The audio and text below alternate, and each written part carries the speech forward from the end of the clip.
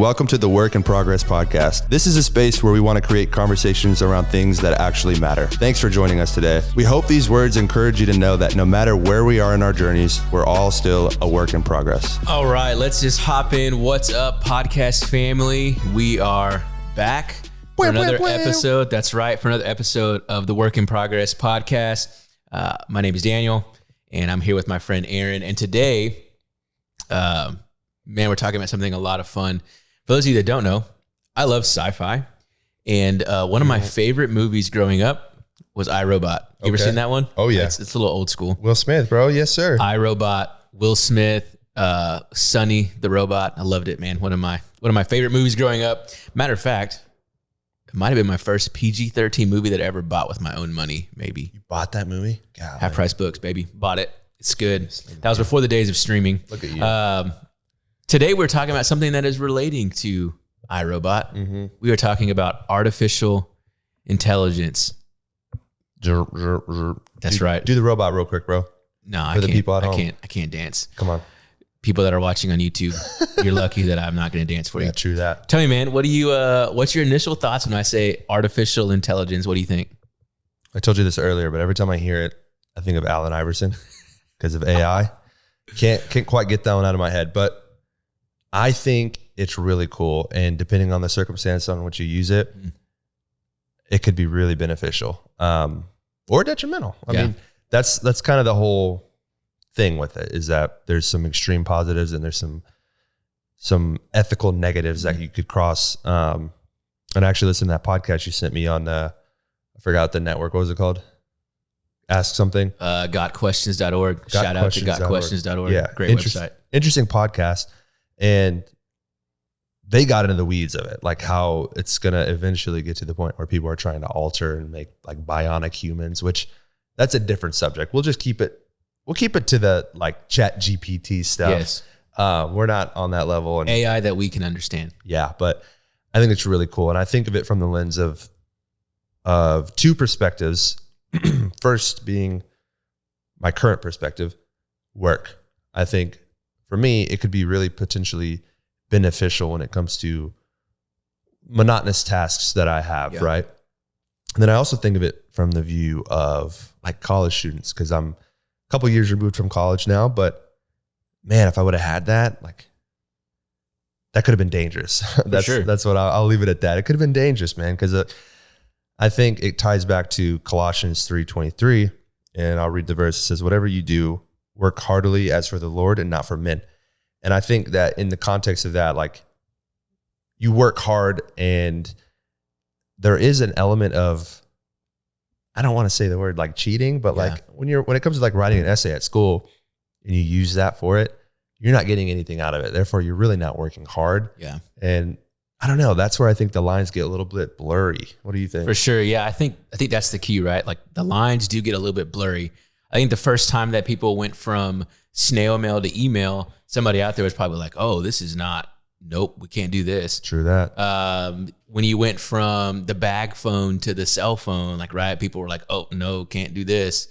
There's a lot of things that technology brings us that moves us forward. And so I think the artificial intelligence, like a Chat GPT, like I think like that, it bring you forward. Matter of fact, I was sitting talking with my wife about this just a couple of days ago. She wasn't aware of what this was. And so I was like, well, let's sit down, let's play with this, right? And so the first thing that we did is the part that can be a little scary. I said, hey, I'm a pastor. And so like a lot of time I spend sermon writing. And so I told her, I was like, hey, have some fun with it. Give me a topic. Give me the people group you want to talk to. Like what age group do you want to talk to? And then you know what? Give me the preaching style of somebody. And let's just pop that in and see what happens. Yeah. So we did. And it starts spitting out this like sermon. Like give me a full sermon. Yeah. And like that's dangerous. There's no Holy Spirit influence in that. There's no doing the work. It's like what you said, like it can be dangerous. Then I was like, okay, well, let's have fun. That's a little creepy. Let's have fun. I said, hey, chat, whatever. Write me a TV show script about dogs for 5-year-olds. And And it pushed out this TV script. And honestly, like I probably would have watched the show. It was pretty interesting. Yeah. It was fun. It was entertaining. And we love dogs. And I was like, that's kind of fun. Right. So like what you said with the blurring the lines, like, right, you have to know your moral road. Like technology always can lead us forward. Technology can also hinder your walk, right? It reminds me of Proverbs 25. Basically, it's saying like too much of a good thing can be a bad thing, right? Right. I have it written down. Proverbs 25:16. If you have found honey, eat only enough for you, lest you have your fill of it and vomit. Right. So it's like too much of a good thing can be a bad thing, right? Like when I run, like when I'm training for a marathon, right? Too much running is bad for your knees. Like too much of a good thing, running can be bad. Too much of a good thing, steak can be bad. Exactly. Aaron. So I think it's one of those things you have to think through that lens first. Is like, right, social media can be good. Too much social media, bad. Absolutely. And so I think it's just another one of those things that we have to take our biblical knowledge and our discipleship, mentorship relationships and speak into those new areas that technology is moving. Yeah, if that absolutely. makes sense. Yeah, and I think to that same point, I think every time I have a question, whether it be for Pastor Ryan or one of the leadership people at our church, it's almost the same answer because there's no right or wrong, right? There's no like hard yes or hard no for the borderline questions. And I think obviously there are some questions that are like, yeah, probably shouldn't do that. But questions like this, it's like a question of the heart, right? It's like, where's your heart at? Do you know, or do you feel as if this is something you shouldn't be doing? Then you kind of have your answer there, like I kind of feel like I shouldn't use this to write my essays for school. You definitely shouldn't. Should not. So like there's what I'm saying. Like just because it's accessible and it's easy to use and it's free doesn't necessarily mean that like you got to use it. You can use it or you should use it. Matter of fact, it's probably hindering you a little bit from that growth that you need, that learning that you need in life. So yeah, it's crazy. It's really wild that they're able to take large databases from across the world, almost everything that's been taught or learned or discovered about a certain topic. And you're just like, hey, write me a script. Yeah. And it just gives you a script in 10 seconds. I think though, like even for those of you that have experience, like if you've played or tried with these chat AI things, they're a lot of fun. Yeah. But you also realize that there's no human experience there. Yeah. Like there's no like human connection. There's no tangible like human piece. And I think that almost goes to the echo of coming out of COVID, there was a lot of churches that were doing online. Yeah. Like online only stuff during COVID. And that was like something that we needed during that time, right? Technology allowed us to still have church in that way, right? And then the metaverse kicked off and there's some churches that have like church in the metaverse. I've seen videos of it. It's wild. Is it cool? You gone to one? I've not gone to one. I mean, if anybody wants to hook me up with one of those, Oculus. Yeah, I'll try it, man. But again, like if that's all you do, if you just stay in this little technology bubble and like you do your church online and you do your church in the metaverse and you do your community stuff there, is it actually like real? Like, is it real community? Is it real? Like, no, I think there's so much that happens when you have a community group, like when you were at church in person, like when you are there and you have those human connections. And so I think it's almost the same thing, right? Like you can do, if you're crunched for time and you need a essay or a report, or you need something done through artificial intelligence and you do that, you lose, like you said, you lose the learning, you lose the piece of like the human connection. And it maybe makes me sound like a really old man because I can think of like, right, like my math teacher in third grade was like, you can't use calculators because you're going to lose you won't know how to, I'm like, yeah, okay. Yeah. But yeah, it's just one of those, it's just another, like, again, it's technology pushing us forward, but also realizing that, yeah, we can't be so just technology heavy that we miss out on the human side of it. Yeah, I agree. And that reminds me of our fundamental verse that we model our life groups after, which is Acts 2:42 through 47. But I'm not going to read the whole thing. I'll just read 42 through 45. 4, and it says, and they've devoted themselves to the apostles' teachings and the fellowship, to the breaking of bread and the prayers. And all came upon every soul, and many wonders and signs were being done through the apostles. And all who believed were together and all had all things in common. And I think that's a good testament to what you're saying is like, sure, we can use that stuff to advance and to benefit from, but there still has to be a in-person physical connection there. Because even the disciples' teachings of like years ago, like even tell us that, right? That the community aspect and that real physical connection of breaking bread and being with one another is important to our lives. Like, you know? Yeah. I think it's the bigger question, like you talked about earlier, is like, where's your heart at? Like, right. What are you doing it for? Like, why are you using that stuff for? And so like, right, you're tasked in Deuteronomy, like you should love the Lord your God with all your heart, soul, might, right? So you're doing those things, right? If you're living that way where you are loving the Lord your God with all your heart, mind, soul, right? You'll know, is this too far? Like, should I be doing, like, you've got that. Exactly. It's that moral compass. It's the Holy Spirit prompting and guiding to know, like, yeah, this is great and I can use some of it. Mm-hmm. This is too far and I should not be a part of this, right? Right. Also, I mean, one of the things that we heard when we were doing some research on this topic, because like I don't know how to create codes. I don't know how to do that stuff. So I'm not a professional by any means. I just enjoy reading and learning about AI because I want my own Sonny one day. True that. Not a son, the Sonny, the robot, the cool one. I want one of those. It'd be cool, like chopping up vegetables and doing my dishes. Yeah, right. But I think of like, I don't even know where I was going with that. I was going somewhere really good. And I just thought, I just saw Sonny's face from iRobot in my head and I was distracted. Oh, that's funny. I don't even know where I was going with that. It'll come back to me. Yeah, you'll think of it. This is a cool topic though, because I think that in other ways it can really benefit you in your life. You know, like, I don't know in the context of school, but I know for business purposes, like there are a lot of monotonous like tasks that I have to do on like a daily or weekly basis. And so like writing a blog post, you know, like not necessarily, I guess, crossing my moral compass because it's something that you put thought and effort into, but it's things you already know and you're just putting them on words. And so like that could possibly speed up the process, or like scheduling of events, or like, I don't know, there's a lot of really cool ways that it does tie in a positive way.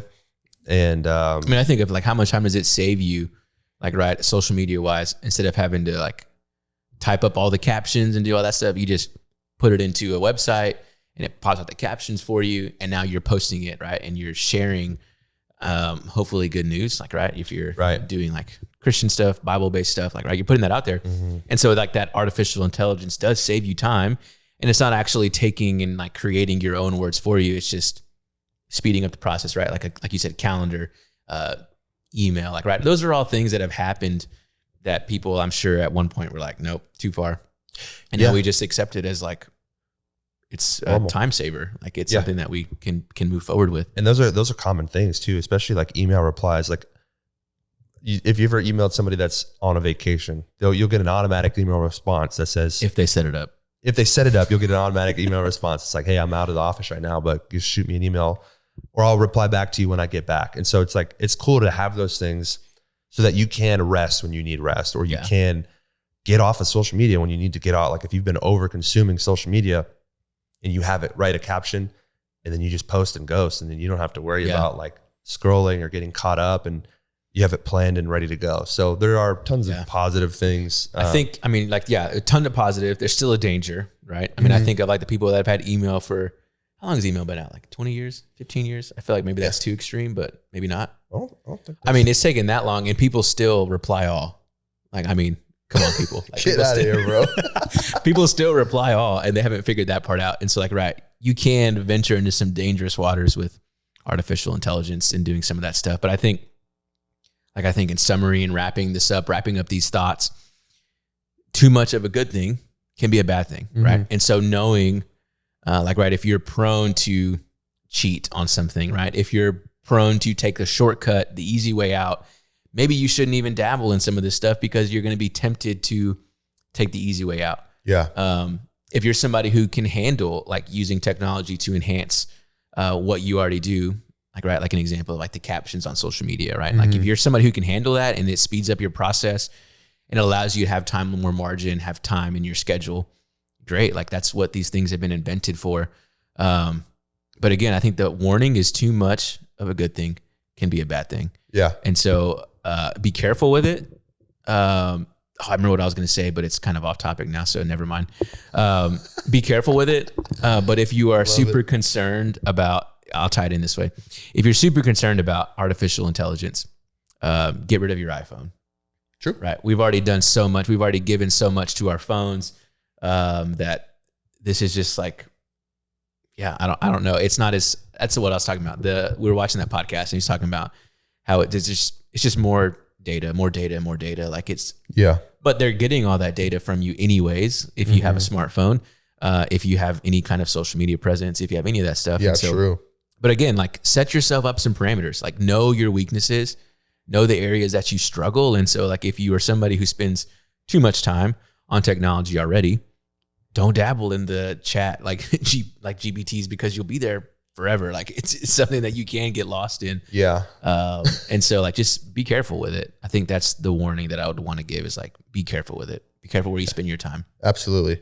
Well said. I don't have anything to add to that. Well, good. So artificial intelligence, we love to hear what you think about it. So maybe you have found a way that it works well for you. Yeah. Or maybe you've actually like been, no, this is dangerous and I've had this experience. We love to hear that. Share it with us. A couple ways you can share. You can comment on YouTube if you're watching it there. You can share with us on socials through Spotify, all that good stuff. Yeah, absolutely. As we wrap up today, we always end with creative. Ah, crap. You didn't remember, did you? I didn't remember. We always end with some creative, I don't really know what we're calling it still, but where we highlight some creatives that we have found that we I got one. enjoy. So you got one? Got him.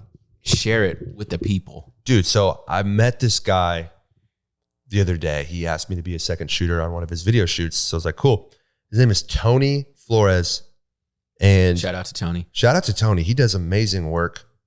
His videography services are really, really good.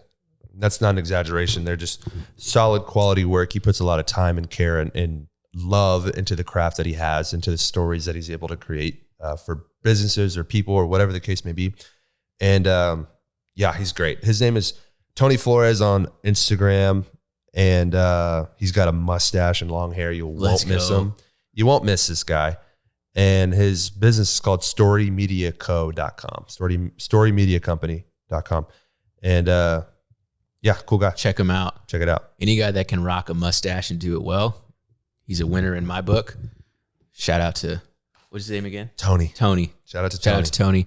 I've got one, and it actually came from a friend of ours. I love like the t-shirt design companies that make really cool clothes, especially when they have gospel messages, because those invoke conversations, those create things. And so friend of the podcast, Julie, Sellers from our church, was talking about this brand on Instagram, Reborn Kings.